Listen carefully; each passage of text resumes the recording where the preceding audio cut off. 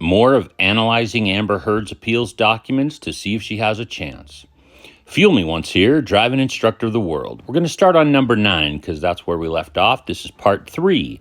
If you haven't, please go watch part 1 and 2. It'll help put things in context.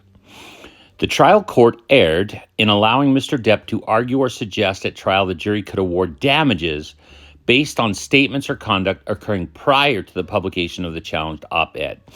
So this trial court had a timeline. In other words, we could only, examine behavior that occurred within a certain time frame.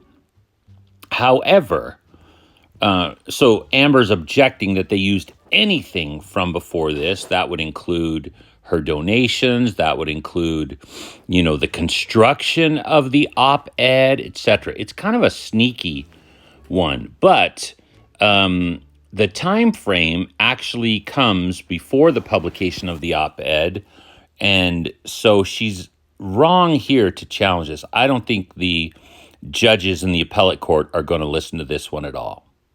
It also, of course, includes her reputation, the abuse that she did to Johnny, etc., the TRO, the divorce, all of that came before the op-ed. Number 10, whether the statements that Amber made in her text a republication of the op-ed, and therefore republication of her statements made in 2016 in connection with the domestic violence TRO.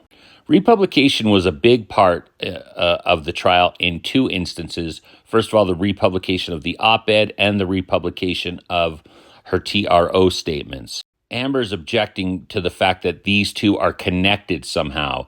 I don't really remember them being connected in the way that she seems to be implying here. Of course, they were both brought up at trial. If they were connected, Amber's saying that Johnny talked about the TRO, her evidence supposedly for the TRO DV, and then the op-ed were linked. But she talks about being a survivor of DV, and the place where she talked about DV was again at that TRO hearing. So they are kind of connected. Again, I don't think the judges are going to listen to this one. Let me switch to give you a better view of 11. She says the jury instruction on actual malice, what it is, was incorrect. It was a legally correct instruction to the jury. It showed what malice was according to Virginia law. On these, I don't think Amber has a chance. Remember, on the road of life, please drive kind.